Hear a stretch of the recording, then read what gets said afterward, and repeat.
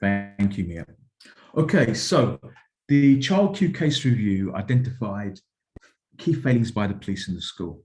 What were the key issues for you? And how do you think that race and gender impact on how the police engage with children? So I'm going to fire this at Yolanda first.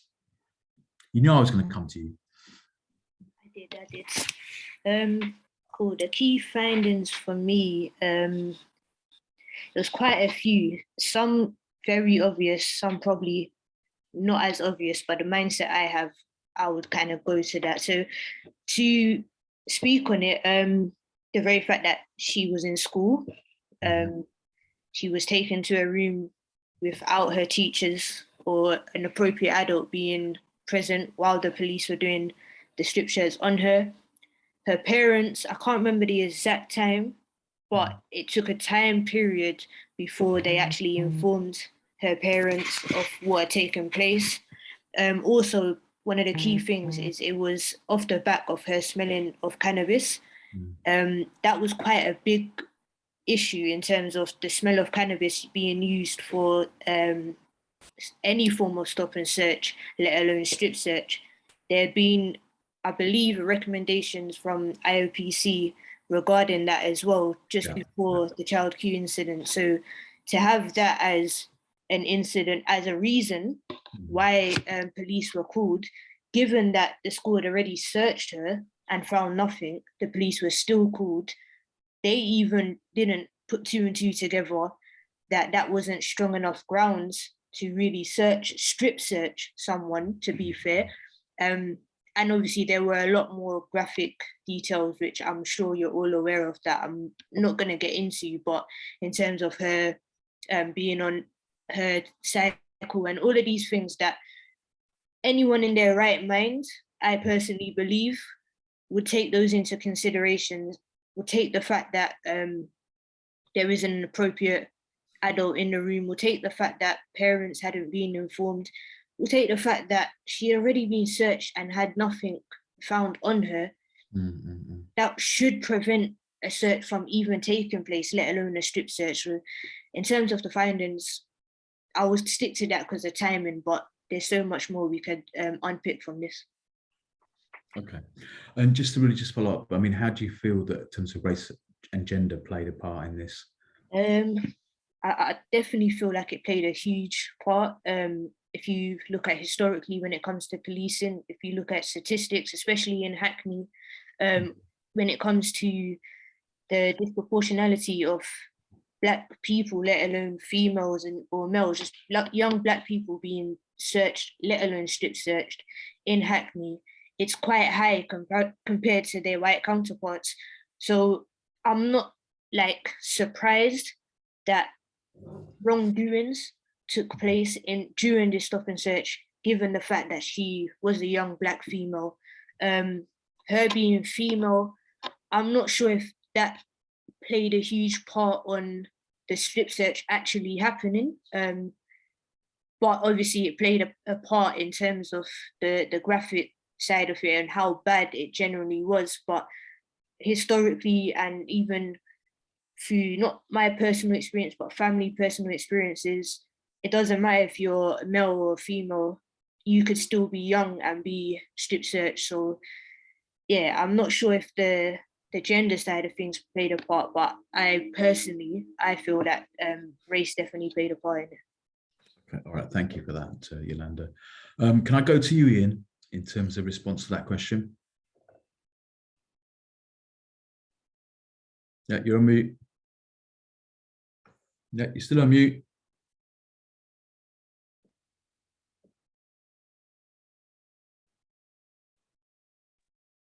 Yeah, apologies, I got completely carried away with scribbling notes. Remind me of the question again.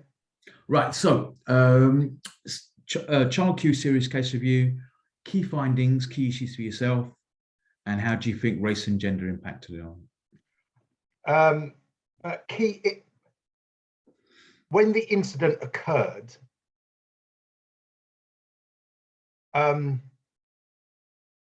really two big issues came to mind. Was how a trend that really has existed, in my academic lifestyle for the last 30 years has really kind of come to a head. And what my big alarm was, we're actually seeing a spreading out or proliferation of race-based ideas that was formerly attached to boys, now spreading out into a wider context. And what was criminalization that was mostly attached to urban black male youth is now being attached to girls who formerly wasn't part of that negative pathological way of seeing young people. That is a huge concern of mine, because it begins to speak to how a traditional mode of policing that's attached to black communities is now systematically going through sections of that community. And one of the key issues about that, if it's gone from, in my academic career, it's gone from adults to teenagers, from teenagers to girls. And my alarm is that this way of viewing policing or carrying out policing will then be further cascaded down and dispersed out to begin to victimize younger people. And on my radar now, and part of my, my background research over the last couple of weeks is really looking at the extent to which policing tactics is now being trickled down to those who are even more vulnerable. If it's gone from adults to teenagers, and certainly in most of my academic career, it's been looking at that, then the next step in that trend is beginning to go to those who are not 15 or 16 years old, but to those who are 11 and 12. And certainly my research in terms of looking at victimization related to gangs has gone that way. In 2012, the police criminal justice system was basically talking about young adults, those between 22 and 29 years old. Now, my current research is that police in schools or police on the streets are then actively stopping and searching, young people, children who are 11 or 12 years old. That was the first thing. The other big thing about it, the other big consideration from this is that the culture of the police and a way of policing has really not kept pace with modern times. We're actually seeing very draconian ways of stop and search, stop and account, all these old ways of policing that has really built in this model of a kind of punitive approach, and has really not built on the tenets of community-based policing in partnership with organisations. And part of that, it's a huge challenge, I believe, for the new police commissioner, if he's really going to change the style, the culture, and the standard procedures that are used for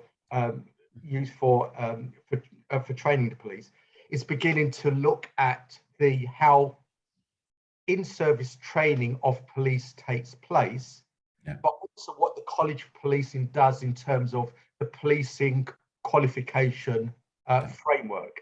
At the moment, only because I've just come out of being responsible for the strategic academic development of the policing course at the University of East London, I know for a fact that the current teaching for the apprenticeship and those police officers who are detectives or who are furthering their qualifications, there is no specific training or education about child-centered policing. It is a huge gap that the policing college, Metropolitan Police and other services across Britain really needs to tackle as a matter of urgency, because they are already behind the curve. Oh, thank you for that. That's really helpful, especially talking about the training and the child-centered framework as well. And completely agree with you around the younger age now being targeted. Many of you will be aware on this call that we have Black children who have been excluded from primary schools now, right? At a younger and younger age. So Ian, definitely that kind of point around younger children now being criminalized and being, stopped and searched by police officers. So those, we knew that it was happening at secondary school age. in terms of how exclusions then lead to criminalisation, but now we're seeing that at an earlier age as well. And then Chris, just over to you in terms of response to that first question.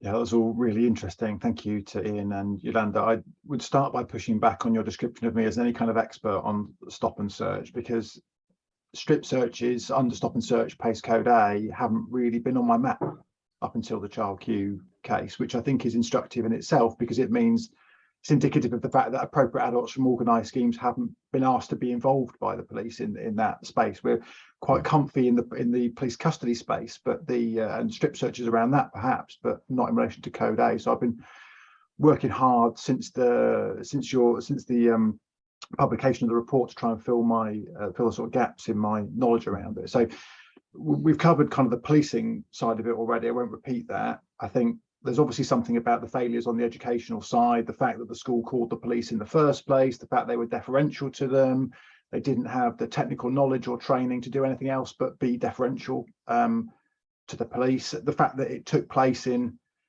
what's supposedly a safe space, and the whole logic of doing it in the school was that it was a safe space, but you're instantaneously making it not a safe space by doing it in the safe space. I think there's something we need to think about there. And but the big ones for me are the sort of not framing it as a bad thing that happened, but in terms of the long-term impact and the wider impacts. If you go back to the report and you read Child Q's words, it's not just that she felt unsafe while it was happening, it's that she doesn't know when she'll feel safe again. Yeah. If you look at her family's words, they're not describing her as a sort of wronged person, they're describing her as a changed person. It's that fundamental. And if you go out from that to the community level, in terms of the local community and minoritized communities more broadly, they're I'm sure sitting there thinking, are our children safe? Right, that's the scale of the impact.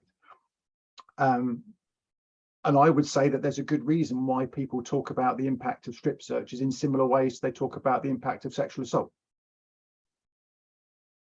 Okay, listen, thank you for that. Ian, just to make one other point, yeah. Sorry, the other thing that I would say is the way, in terms of how it landed with me, is a lot of the talk was about how bad the individual officers were, and of course they should be held to account, but I think we're in danger of talking about bad apples and being diverted from some of the deeper structural problems. It's more troubling for me to consider how much of what happened was actually officially sanctioned by existing police powers, and I think that's arguably politically convenient if you can sort of say to one community, oh, we give the police all these powers so they can fight crime, and then if the public, if there's a bit of a backlash, they can just say, oh, well, they used them wrong, that's not what we meant.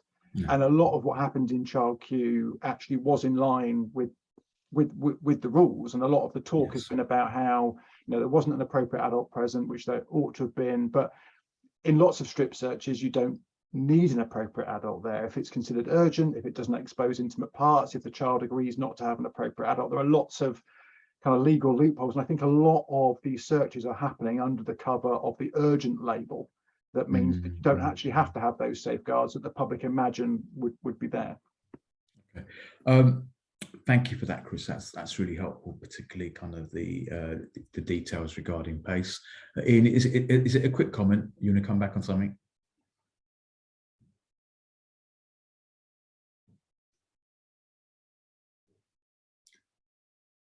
No, you're still on mute. I'd say to the panelists, can you just keep yourselves, you know, keep your mic on if you do need to jump in quickly. Sorry. Sorry, it was just quickly reinforcing a couple of points that Chris made, and one that I forgot to mention, which was about safeguarding policy and practice, and particularly the role of the police in carrying out local authority safeguarding policy and practice, because they should be guided on whatever they do in schools or with social services or through the mass system, be guided by safeguarding policy. And in the case of Child Q, it obviously wasn't done. That might be an issue of training for the police and part of their education, but certainly there is a lack of accountability structure and lead responsibility, because it's not addressed in policy and practice, for what should take place if there is an incident in school and around school, related to a crime or antisocial behaviour. Often, safeguarding procedures do not have that level of detail, and they need to begin to address some of these more detailed and nuanced issues. Okay, no, thanks for that. I mean, I think that's a key thing that many of us are saying on the ground in Hackney, that engagement with children needs to be seen through a safeguarding lens rather than an enforcement lens. And that's where the race kicks in, because Black children are being seen as potential criminals and are being criminalized by the police. And you know, we can maybe reference adult education here in terms of how Black boys and girls are seen by the police and seen by the authorities. But yeah, thank you for raising that, Ian. I'm going to go into question. There were 4 questions.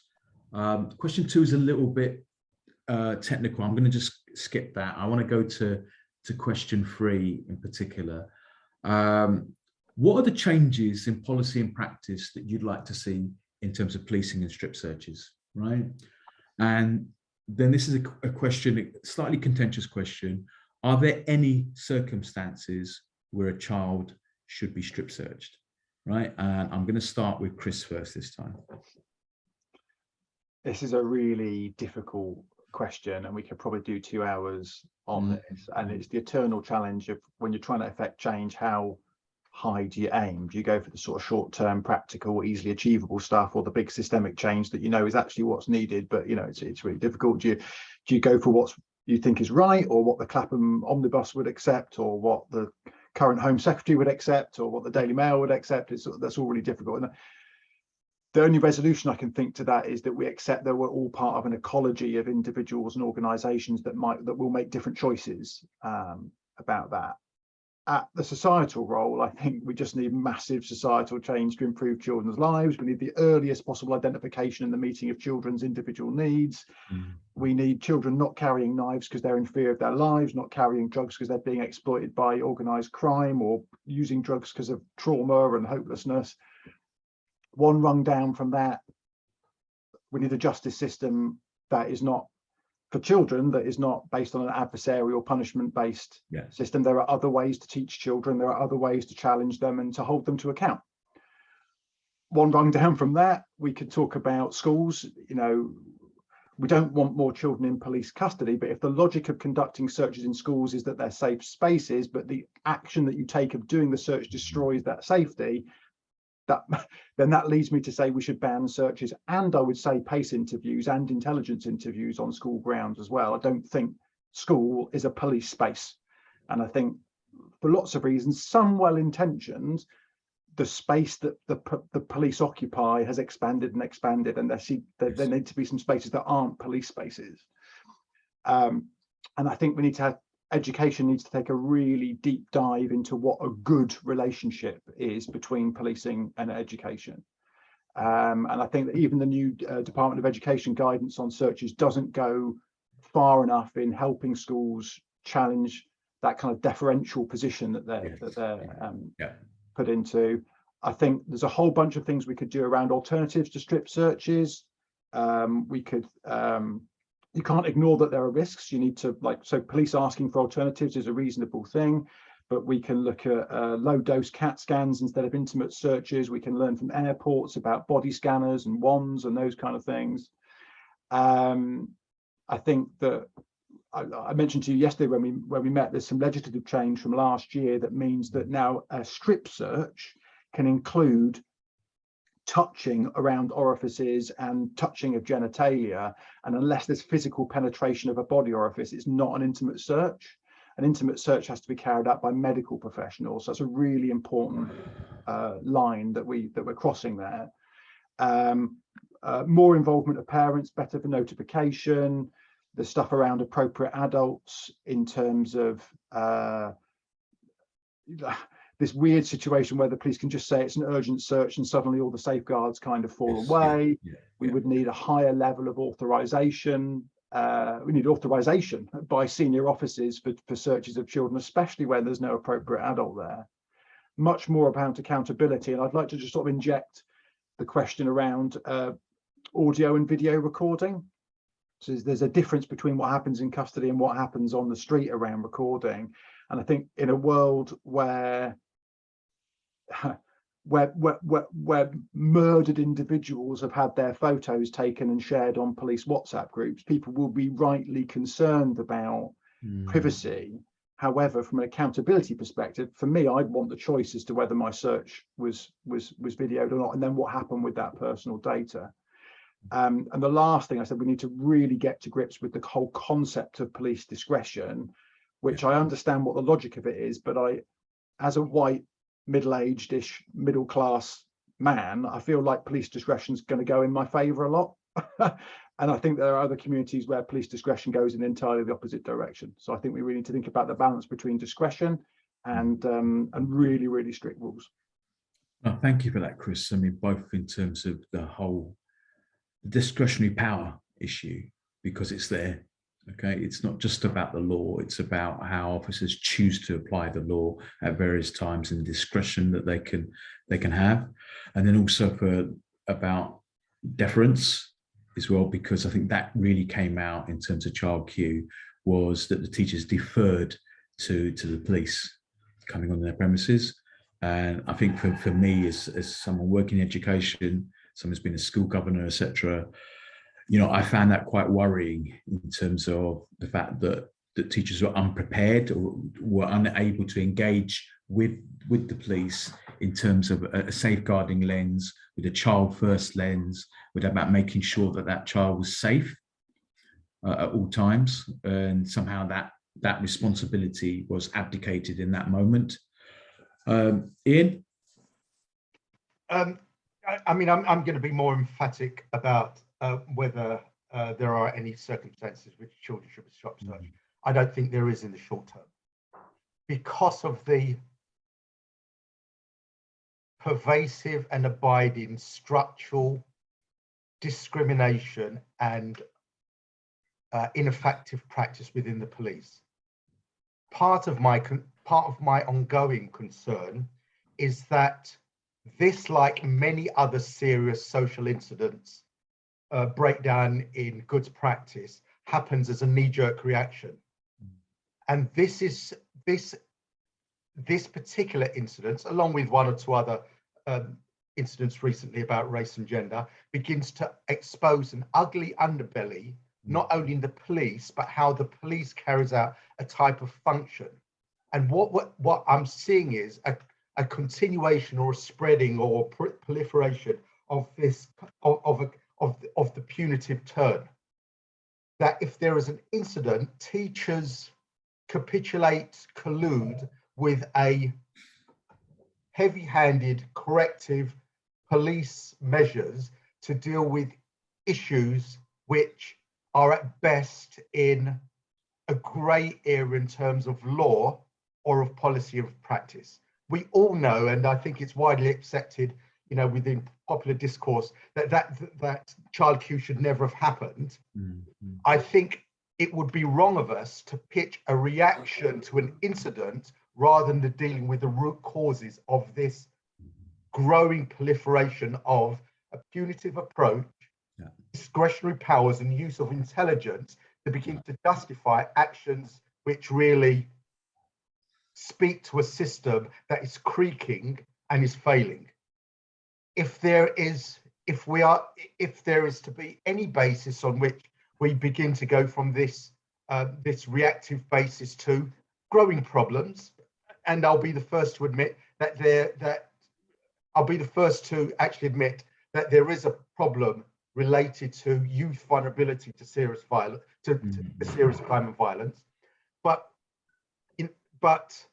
my interest in terms of policy and practice is what we do with that. Because of the institutional bias and disproportionality that takes place within policing practice and in the criminal justice system, generally in the youth justice system, we need to begin to take a strategic approach to doing it. We can't continue with a reactive knee-jerk. We've seen it with police and criminal evidence acts and all sorts of other acts. I think this is the point in time which we need to put a measure in the sand and begin to say the law and policy and practice as they exist need a root and branch revision in order to put in place changes in policy and changes to policing practice and safeguarding practice, which includes how schools deals with social workers, with the police, and dealing with youth vulnerability and exploitation. Yeah. And I think if we miss this opportunity and just kind of give a reaction to another appeal for information that will help the police to not adequately carrying out their job, as well as serious other schools are as much implicated as others, we would have missed an opportunity. If we are to move towards stop and searches at school, with all the things that Chris spoken about, and you know, America is perhaps a few years ahead of us in terms of this, we need to first put in place a number of improvements in existing practice in order to make sure that that the police are not allowed to use their discretion, because we know that individuals will always come back and deal with professional practice in a way that really is not in the interest of young people or reflects wider racism or other discrimination we find in society. Okay, thank you for that, Ian. That's really helpful. Yolanda, over to you in terms of responding to the question. What are the changes in policy and practice you want to see around policing and searching, and then really, is there any circumstance that a child should be strip searched? It's hard to even state like what policies and practice that I would want to change. Not saying that there ain't ones that I say that I would want to change. However, for me, I'm very realistic. So when it comes to changing policies, I personally don't think that's going to matter if the people who are working and upholding and living by those policies, their mindsets are of a particular way. There's a culture within policing already that even if the policies have changed, the mindset that's there, that's embedded, the foundation that's there, that hasn't. So to change your policies, yeah, it might make it slightly easier to punish them, but what's the point in the sense when actions are still being taken place, young children are still gonna get abused? A child we're having this conversation because a young child was strip searched in a school. Now we could change the policies, but the mindset of those people are still the same. So are we gonna, again, as Ian said, are we only going to do something when something happens, something drastic happens to a young person? I think we really need to, if we are changing policies, if we are changing practice, then we need to start firing and sentencing officers at the same time. We can't have one or the other, because you can change the policies, but that kind of tells people that it's okay to use these powers that are there to your advantage. Just make sure you don't get caught, or make sure you do it in a way that we can justify your actions by the policies and practices that are in place currently. So yeah, for me, it's more about getting rid of what they call bad apples. It's more than bad apples, but it's about getting rid of them. It's about making a statement. So sentencing these officers who commit criminal charges, these officers that don't oblige by their own laws that they put in place or that they're supposed to uphold, should I say. It's about making that kind of statement to the general public so that they can see, you know what, they're not above the law. Maybe we can create a change, because right now I can't see a change taking place, because you had the childcare incident, then you had the WhatsApp pictures coming out, you've got the recent report that's come out as well, and this has been going on for years and years. So policies and that don't make sense. And just quickly, in terms of strip searching children, I think we need to put something in place that enables children to be treated as children and not criminals or not adults. Yeah, they might make mistakes or they might make decisions which is not correct, but they are still children. They're still vulnerable. They're still easy to manipulate. They're still easy to utilize for a bigger picture. So I think it's about, how do we speak to these children? How do we engage with the children? How do, even if they have been caught with anything, or it's said that they're caught with anything, how do we support them so that they don't go down those roads? Because you strip search a child, you're changing that child's life forever. Whether you find something on them or not, mentally, that has a huge effect on them and everyone around them. So there's got to be something changing with how we deal with young children. But I can kind of see that's also one of the questions. Listen, no, that's really helpful, and it just leads into the final question. I'm really conscious of time, but this is really the last question for the kind of the panelists. And Yolanda, you've kind of really touched on it, but what does effective child-centered policing look like for you? So I'm going to go to Yolanda first. It's really, well timed in terms of your last comments, and then go back to Ian and Chris for final comment. So talk to me about child-centered policing.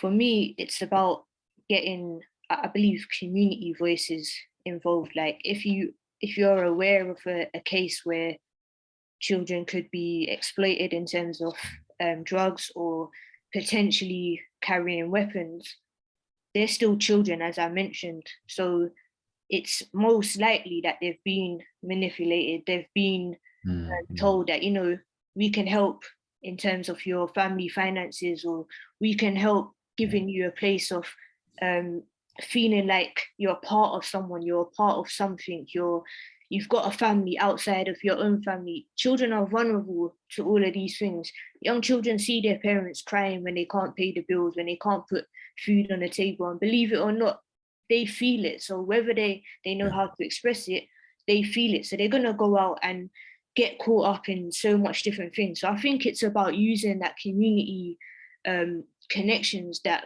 we have. So bringing someone in that's from the community, that's going to know how to engage with these young people, be able to speak to them, be able to get information from the young people, which isn't going to make that young person feel like a victim, feel like, not saying they haven't done anything wrong, but to a degree, their hands have been forced in certain directions. So it's about being able to, just make them feel safe in that conversation, make them feel like they have a life that they can live, if that makes sense. Because when they're young, as I said, it's easy to be manipulated. It's easy to fall down certain paths. And if there's no one else telling you, you can go down this path, you can get an education, you can follow your dreams, you can chase your aspirations, you can actually live your life. You don't have to go down that path. If there's no one there telling them that, but the only other option is police officers telling them you're a criminal for doing this, or you're going to get sentenced for this amount of years, or treating them like they are completely bad, rather than seeing that they've still got how many years ahead of them and they can change. They just haven't got the correct foundation and people around them to really support them. It's just about doing that. I'm going to stop talking because... No, thank you for that insight. That community perspective is really important, and the focus on vulnerability, what you've raised about the whole thing about perpetrators also being victims in lots of cases as well. And exploitation, which we know is going on. Ian? At the expense of being labelled as a cynical, grumpy old academic, frankly, I don't see the responsibility of explaining what child-focused policing should look like. It's their professional responsibility. They should be actively working this out and coming back and forming knowledge development partnerships with the communities that they serve. At the moment, all I've heard is an appeal from the police and others for information to help them do a job that they should be doing anyway. They are professional and public service for which they should be actively addressing what they do, how they educate their professional staff, and how they expedite policy and practice to keep my nieces, nephews, children, those people in my community safe. At the moment, they're trying to shift the responsibility away from their practices and externalizing it and getting a escape clause from the community for ideas. At the moment, my official line to them is, along with community policing and all the iterations of their failure to deliver effective policing in urban context, is work out the details, come back to the people who you are meant to serve, and we will assist you in implementing it. At the moment, there are things that they need to address accountability. They need to address what procedures are in working with others. You know, they need to define what a public service is, and in terms of working with communities. At the moment, I'm not hearing those headlines from the police in looking at and learning from the Child Q case. Okay, thank you for that. And last but not least, Chris. This is another one of those multi-leveled questions. So, you know, at the basic level, they need to accept that all children are children, which is a barrier that we haven't even quite got over at the first hurdle yet. And, you know, we've seen street style murals on the wall in custody. We've seen foam footballs in custody. We've seen police custody being used as a sort of teachable, reachable moment. I think we need to set our ambitions higher than all of that. Obviously, there's something about understanding the particular individual child in front of you. There's something about recognizing that they're not policing at the moment children as a whole. They're policing a small subset of children, which mirrors the fact that we don't police everybody. We only police a subset of people anyway. Trauma informed, more work around, you know, the prevalence of neurodisability and diversity and special educational needs.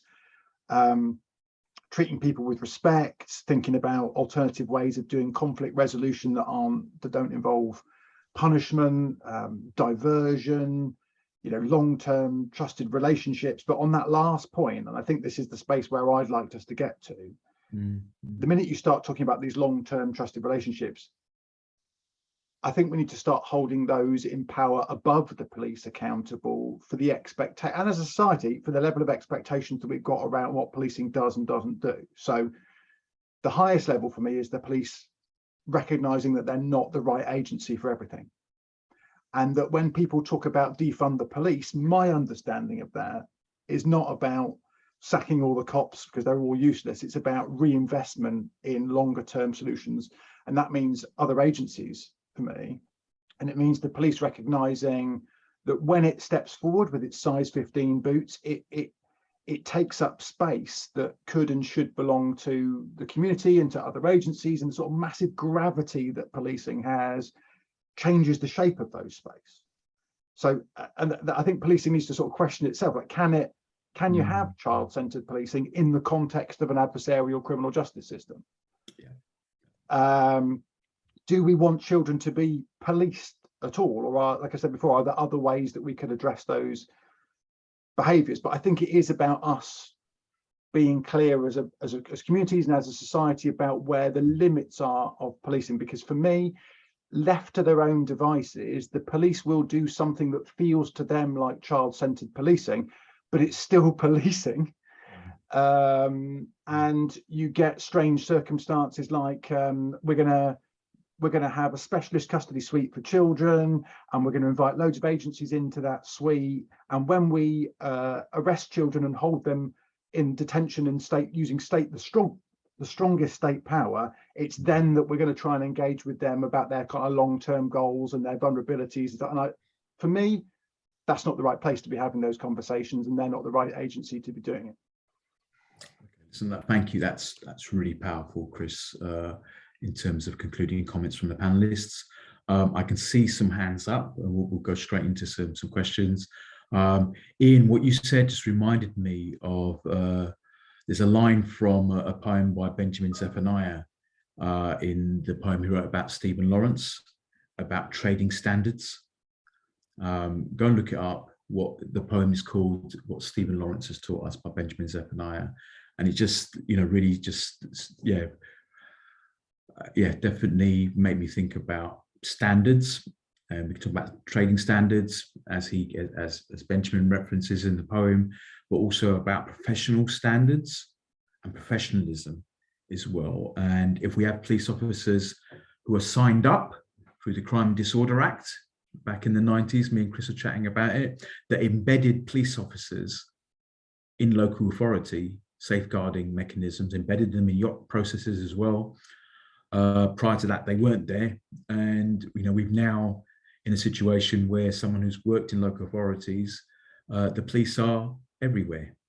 So I'm just going to leave it at that. And Brendan, I saw your hand up first, and then we'll go to Jake and Sam. They're the hands that I can see at the moment. Even as a practitioner in Hackney, I just think, you know, Yolanda's, Ian's and Chris's contributions around priest practice is echoed. But I think the point I'd like to see. Chris, can you speak up a little bit? Sorry, yeah, just speak up a little bit. Your volume's a little bit low. Okay, I'll get my volume up. Sorry, get my volume. Is that what I think we need, to be honest, my difficulties with the Child Q report is fine, and it is very strongly evidence around policing, and that shouldn't take from it. But I'm actually particularly concerned about how the school, the systemic approach, how the school acted to allow this to happen.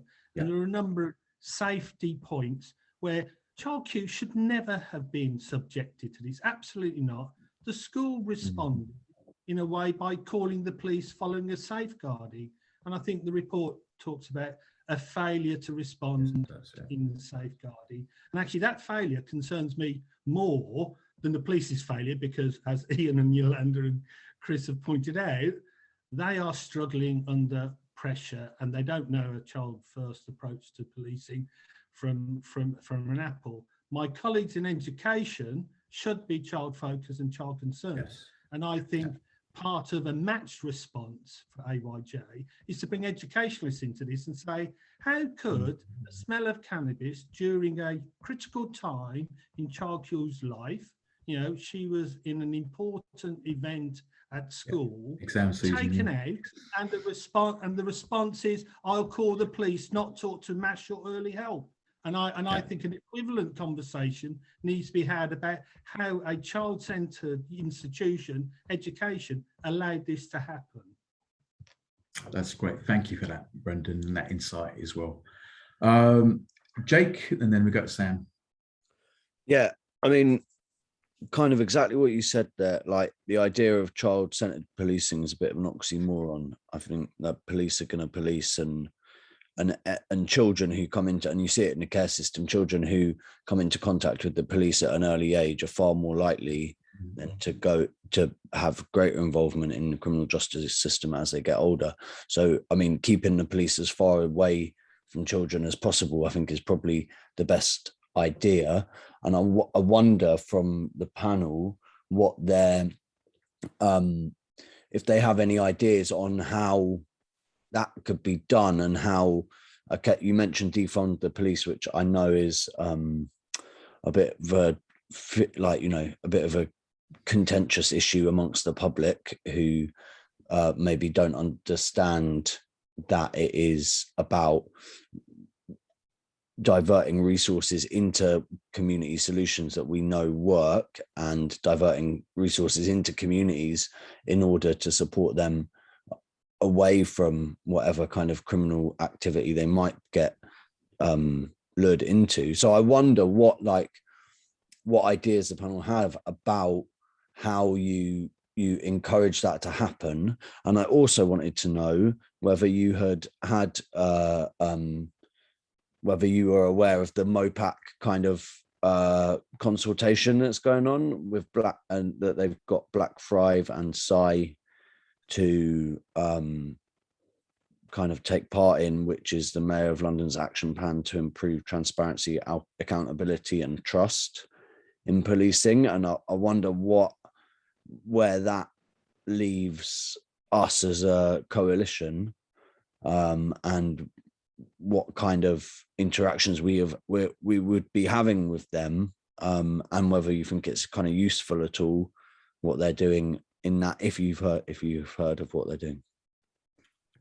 Thanks. If we just park that for now, I will come back to panelists for some final comment at the end. Sam? Hello, everyone. Oh, sorry. This is quite annoying. Very annoying when somebody comes in with a statement, not a question. I just wanted to provide a very quick update on the work that we're doing at the Children's Commissioner's Office around strip searching. Just it seems slightly relevant. So I just wanted to say that we published the report in August about strip searches under stop and search by the Metropolitan Police. Last week, we launched a data collection with police forces around the country. So that's in England and Wales, and with the British Transport Police. And we'll be publishing that probably early next year. It's going to take some time to get all of that data back and analyze it. And we're continuing to talk to, so we've had meetings with Metropolitan Police, and we're talking to Home Office around amending PACE codes and reviewing that, having a look and changes around the national guidelines about strip search, and also about the transparency and what it looks like. But very quick whistle stop tour of the couple of things that we're looking at right this moment. But I'll put my email address in the chat if anyone is interested in having a further conversation offline. Thanks all for a very interesting conversation so far. Thank you, Sam. And just to say that we have got the Children's Commissioner coming to the next members meeting. Just remind me of a date, Mia or Millie? I want to say 19th of January. Yeah, I think I've got the Wednesday. It'll be the Wednesday, which is either the 19th or maybe the 17th. Yeah, okay. So at our next members meeting in January, Dame D'Souza will be attending in person. Well, sorry, be online. So really honoured to have her there. And hopefully, Sam, we can get a further update from yourselves in terms of progress in terms of other police forces around the country and their data and records regarding strip searching. But that will be an opportunity to also ask the Children's Commissioner further questions regarding the kind of work of the Children's Commissioner's Office. Okay, unless there's any other questions, I'm just going to hand back quickly to the panelists just for a final word or to respond back to some of the comments and questions that have been raised, particularly Jake's comments regarding MOPAC. Ian, do you want to go first? Not that I had a specific comment about MOPAC, because I generally don't like them. But I thought Jake had some, and I'm saying that kind of flippantly because MOPAC is embedded in and invested in a particular approach to youth justice, crime in London that has a political dimension to it, which is the point I wanted to make about some issues that Jake brought up. And I think at the moment, this whole issue about child Q refers or alludes to a particular view of what is crime, where it starts, and what we do about it. And part of the problem that we really haven't addressed today, which is the proliferation of these local authority antisocial behaviour teams that begin to use powers under the Crime and Disorder Act to actually begin to work with a range of partners, youth offending teams, in order to pick up on these softer crimes, the antisocial behaviour, the kind of deviance things, the noise making, the drinking.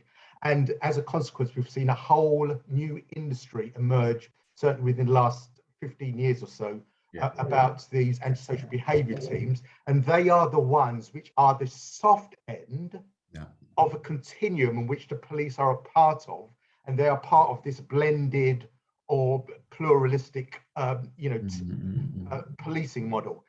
In terms of policy, practice, and legislation, it needs to be addressed because at the moment, antisocial behaviour teams have got carte blanche for dealing with young people in some quite unsatisfactory ways, which at the moment is underneath the radar of what happens in terms of the press. But that's a political issue. And it's a political instrument that's being used along with the police and certain functions of police, but certain functions of law to begin to control young people in an inappropriate way, because we persist with criminalizing young people instead of seeing them as vulnerable. And I realize there's new powers or new views about exploitation, which seems to be going in the right direction, but these views about safeguarding is implemented within the framework, within a policing and punitive youth justice framework, and it's the wrong approach if we are to generally become preventative rather than having a punitive reaction to youth crime, antisocial behaviour, or whatever you want to call it. And that takes me on to Brendan's point, which I think is absolutely right, is that there is the issue at the moment, and all my research is pointing to education and safeguarding being at the forefront of moving towards prevention. Unfortunately, teachers and safeguarding leads in schools are left with access to other resources or an understanding of the issue, in which they most often fall back to the community police officer or the police officer who's based in their school, and which is the wrong approach to young people who have these early risk or early soft signs of vulnerability to criminal exploitation or even criminal antisocial involvement. So thank you for that. Sorry, I just got to, I want to go to Chris and go to Yolanda for the final word from the panelists. So just any last kind of comments before we close up? So it hasn't really come out today, but I think you, Sakib, have got some really interesting ideas about framing conversations around strip search with the police in terms of safeguarding. We could perhaps extend that to talk about wider child-centered policing, because it's a term that it's a framing that you said seems to sort of work. That's really interesting. On Jake's point, I think there are some real structural challenges. So take, for example, the fact that large percentages of funding, increasing percentages of funding, are going through police and crime commissioners as a structure. And you've locked policing and crime there together sort of inextricably. I'm not suggesting there's no place for policing, but although I can imagine a kind of multi-skilled harm reduction service replacing a lot of things in the long-term future. But if we're talking about crime, and certainly not the sort of sub-crime that Ian was talking about, that we shouldn't only be linking that to policing. And my view is that a criminalising sort of adversarial system acts against honest discussions with children. It acts against safeguarding when a child has to admit a crime in order to access support. The last point that I'd make is that in my conversations with police officers, they do feel like the service of first and last resort. They feel put upon. They feel like all the other services have taken a step backwards, and they feel like they've got to put a step forwards as a result of that. And then they become upset when they put a step forward into a space that isn't theirs, and they inevitably get it wrong, and then they get criticised. So I have some empathy with that. I don't think all police are bad people. I think that people who join the police, hopefully a lot of them do that in order to make it a safer kind of place for us all to live. But as I said before, I think a lot of the solutions around policing are not in policing. They're in alternatives to policing, and being able to genuinely be able to say to police, you can take a step back now. It's going to be okay, because there are other people who can lead on this. But that needs resourcing. That's great. Thank you for that. And last but not least, Yolanda, before we move on to the second part of our members' meeting. Yeah, I think final comments for me. I think going back to can't remember who mentioned about obviously holding the schools to account as well. It was Brendan. Brendan. I think what the Child Q case did in particular, it highlighted what a lot of us have been saying is wrong, is that it's not just one institution that affects a child and kind of forces children to go down particular paths or labeling them from young. I think it highlighted the wrongdoings of the schooling system, which many of us knew was going on anyway, especially in academies. If you know anything about academies, especially Hackney academies, they've got a very negative, a lot of negative connotations based around them and young people, especially those from the African and Caribbean diaspora. And, you probably heard of the prison, school to prison pipeline, there are so much different elements that are affecting young people, which kind of causes them to, or has an effect, should I say, on them going down certain paths or being deemed as criminals or seen as negative role models within the community, but we're not really taking a hold on the fact that that child has been failed so many times throughout his life by systems that throughout their life, say by systems that should have been supporting them, that should have been safeguarding them, that should have been guiding them, that should have been teaching, like treating them like children, like human beings, showing them what life genuinely is, and enabling them to really express themselves and learn and grow and develop who they are as individuals. But instead, they're going to school and they're hearing terms like punishment. Children shouldn't hear what terms like punishment.